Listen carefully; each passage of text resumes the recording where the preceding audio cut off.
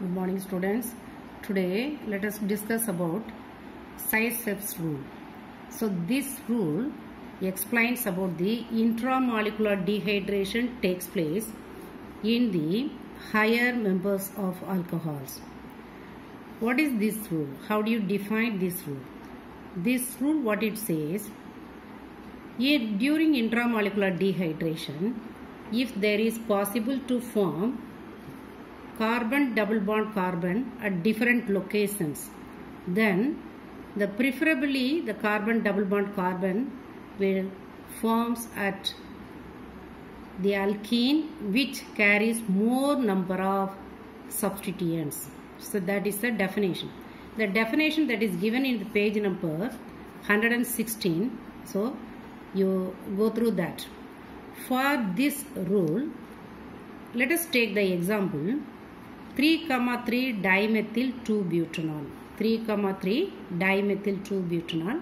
The same example is given in your textbook also. So the dehydration takes place in the presence of concentrated sulfuric acid. Sulfuric acid only, I am writing HOSO3H. Now, in the first step, protonation will be takes place. What's the meaning of protonation? Addition of one hydrogen. So it gives the product, the same product only you have to write, and it gives protonated alcohol. It gives what? Protonated alcohol. Now, when this protonated alcohol, it undergoes dehydration, that means this water molecule will be eliminated. Then it gives a product, that is the carbocation, 2-degree carbocation. What is this type of carbocation? This is 2-degree carbocation. 2-degree carbocation. Why it is called as 2-degree carbocation? Because the cation which is surrounded by two alkyl groups. One is here and another one is here. Okay. So therefore this is what? 2-degree carbocation. Okay. If this 2-degree carbocation, if it undergoes deprotonation, one hydrogen ion will be eliminated. The hydrogen will be eliminated from the last carbon, the terminal carbon. The hydrogen will be eliminated from this carbon.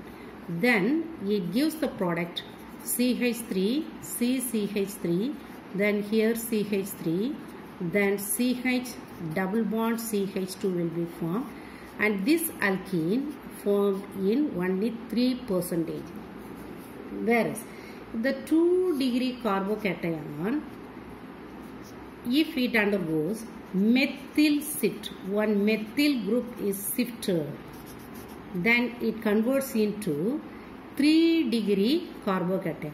The methyl group shifted from this carbon. The methyl group is shifted from this carbon to, that means the third carbon to the second carbon. Okay, remember it. Then it gives the product CH3, then CH3, then here CH is there and CH3, then CH3 is there, and here it is, this carbon, it carries the positive charge. So now this is what? 3-degree carbocation. This is for the 3-degree carbon. 2-degree carbocation converts into, this is 2-degree carbocation converts into 3-degree by methyl shift. One methyl group is shifted from the third carbon to the second carbon atom. Okay. Now, why this is called as 3-degree carbocation? Because the cation which is surrounded by 3 alkyl groups. Therefore, this is called as what? 3-degree carbocation. Okay, in the 3-degree carbocation there are 2 beta carbons are there. So beta carbon, which are the beta carbon? You see, the carbocation that is taken as what? Alpha. And here this is one beta carbon and this is one beta carbon. In case from A, if deprotonation takes place, then what it gives? Let us see. Deprotonation takes place, then it gives CH2 double bond CH3, then CH, then what? CH3, then CH3. Okay. Whereas if from the B, if beta elimination, from B beta elimination takes place, then it gives the compound. You see the compound C, then CH3, and here CH3 double bond C, then CH3 and CH3. Now look at this structure. The C double bonded C is surrounded by 1, 2, 3, 4 substituents. Therefore, this is the major product that formed in 64%. Whereas in this case, the carbon, double bonded carbon is here, and it is surrounded by only 2 alkyl groups, and this is what 33% only. And this is this is called as what? Saytze's rules. What is this rule? It explains the intramolecular dehydration takes place at alcohol, and there is possible to form different types of alkenes, but the preferably the alkene formed contains more number of substituents. So here the alkene which formed contains more number of substituents. Okay, so it's very, very important rule. And next one is oxidation of alcohols. Alcohol undergoes oxidation in the presence of acidified potassium dichromate or sodium Na2Cr2O7, sodium dichromate. Here one concept you have to remember it. Primary alcoholic group undergoes oxidation to form aldehyde group, and further oxidation it gives acid, carboxylic acid. Okay. Similarly, secondary alcoholic group undergoes oxidation. It gives ketone first, then on further oxidation it gives carboxylic acid. Okay, this is the basic thing you have to remember it. Okay, so now, with the example, let us see this reaction. CH3 CH2OH, primary alcohol, 1 degree alcohol. If it undergoes oxidation in the presence of acidified sodium dichromate,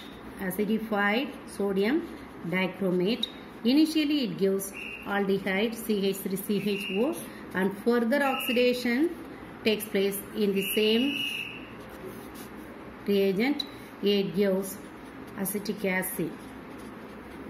Okay, and the acetic acid formed contains 2 carbon atoms as it is present in the reactant. So same number of carbon atoms are present in the reactant, initial reactant, and the product.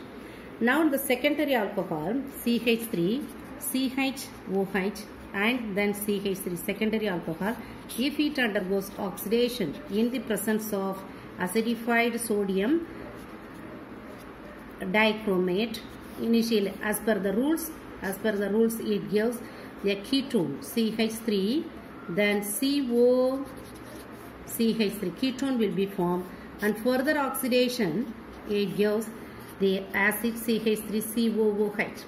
Here the product contains less number of carbon atoms than the reactant, because the reactant, the secondary alcohol, it carries, there are 3 carbon atoms, whereas in the product it carries only 2 carbon atoms.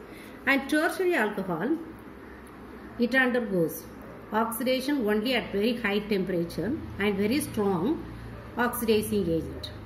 And finally it forms a very strong oxidizing agent and high temperature, it forms the mixture of carboxylic acid. Okay, for the tertiary alcohol.